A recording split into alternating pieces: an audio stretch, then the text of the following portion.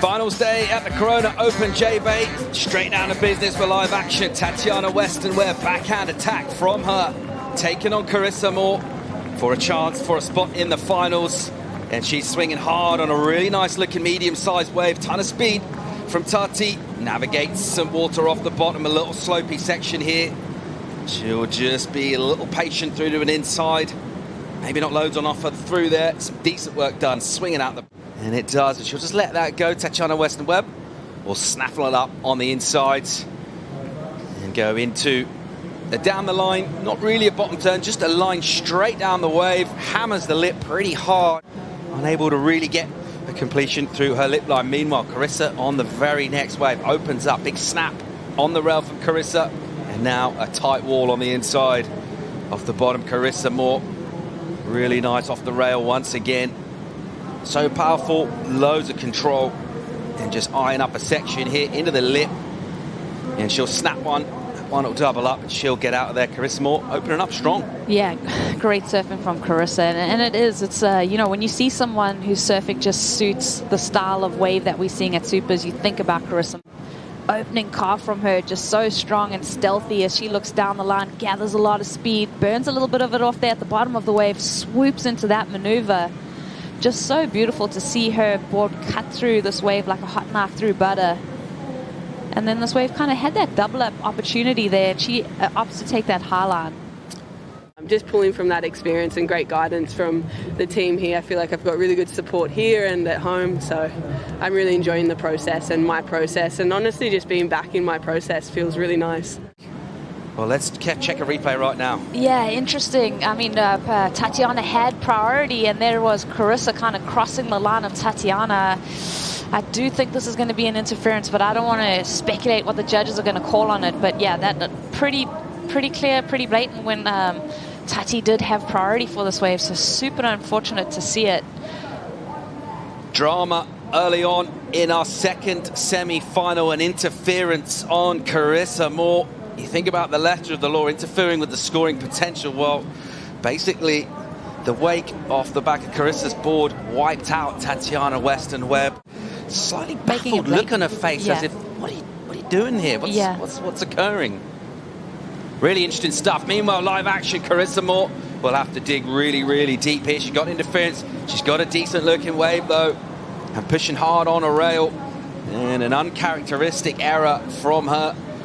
She'd be forgiven for feeling a little bit rattled right up against it here. She's got the 5-3-3 locked in. Tatiana amasses more than 10 points.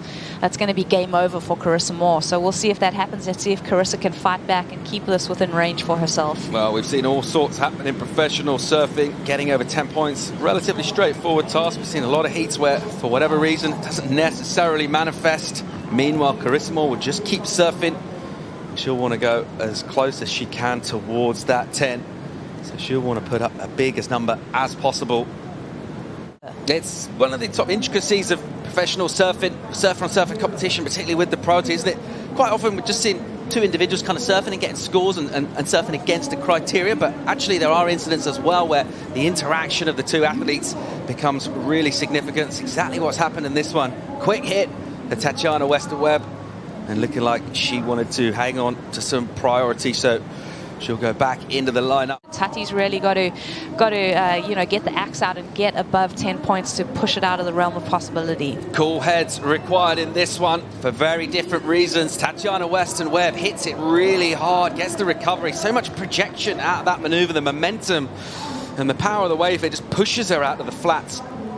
Doesn't get a second maneuver though, Rosie, so one quick hit from her. And looking for a number is Carissa Moore, trying to defend herself against Tatiana Weston-Webb, who has a big advantage in the fact that Carissa does have an interference and will just score on one wave, so she'll need to go as high as she can, post something close to a 10 as possible for the task to be made more difficult for Tatiana. Really nice hit from Carissa to finish. It's definitely going to be something to ponder on as Carissa winding through this one. It's such a shame with that interference because her surfing is sizzling at the moment. This is such a cool wave to watch Carissa's brand of surfing on. The rail turns, I mean, it's unmatched from any surfer in the mix. I feel like on that forehand, the way that she's able to power through the different sections that J-Bay offers. Getting a fall and going incomplete. Tatiana has gone into the lead with her last wave. It was just a 3-5. It was enough to get her ahead of Carissa's score of the 5-3-3. And here she is again on a pretty decent looking wave. Stands up here. She's pretty patient, just slicing back. And then calling for the ski. She realises not loads happening on the inside, but another decent chance of improving. Right clear of that whitewater. I think she would have improved on her score. Tatiana on the wave behind her. That move right there, so cool from Tatiana. Really what we've come to expect on her backhand. Attacking the walls of J-Bay, staying compact, staying light on her feet and agile. This wave kind of fattens out through this inside section. Which is exactly what you want to take out events and ultimately win titles. We're still 6.5 minutes away from there, and who's going to face her? Here goes Carissa Moore from wide. Good looking wave to open up for Carissa. Hits it off the rail, looking for 8-2-3 to get ahead of Tatiana. Meanwhile, out the back in live action, a little bit of soap on the face from Carissa's wave as we see Tatiana Weston-Webb driving high, snapping in the pocket. And again, very aware of where Carissa is, particularly aware of how crucial priority is, particularly the way this semi's gone down. And Tati opting to flick off and head back, get the P. Breathe deep. She's capable of 8.2s and she's taking off right now. Here goes Carissa Moore. She's found herself a wave, looking for an excellent number. Still the 8-2-3, that requirement. Whipping her first top turn. She's got the bit between the teeth here. A ton of speed down the line as well. Just snaps that turn. Oh, almost looked like she was going to pull in. We're pretty tight. We can't tell what's happening down the line, but that one obviously running away, and that's not going to be the number again. She's got 3 minutes to get herself back to the lineup and get a wave, Rosie. Hard to figure out exactly how that came about. Any real explanation she didn't see. Tati was fairly obvious who had priority. And the Brazilian Goofy will use it right now. Opening turn from her off the bottom with speed. She'll just slightly nurse that maneuver under the lip a little bit. And then dealing with a little lump in the face, kind of dig that rail in just to put herself back in the pocket. Now it sets up for her, and she's eyeing something down the line. She wants some speed to execute here. Nice vicious snap, gets that projection, amplitude in the turn, and crucially gets a completion too. Yeah, one of my favorite waves from Tati in this heat so far. Carissa Moore will need to go this just over 12 seconds as she stands up in the whitewater, and it's not been her heat for all sorts of reasons. And it's great news for Tatiana Weston-Webb, who makes the final.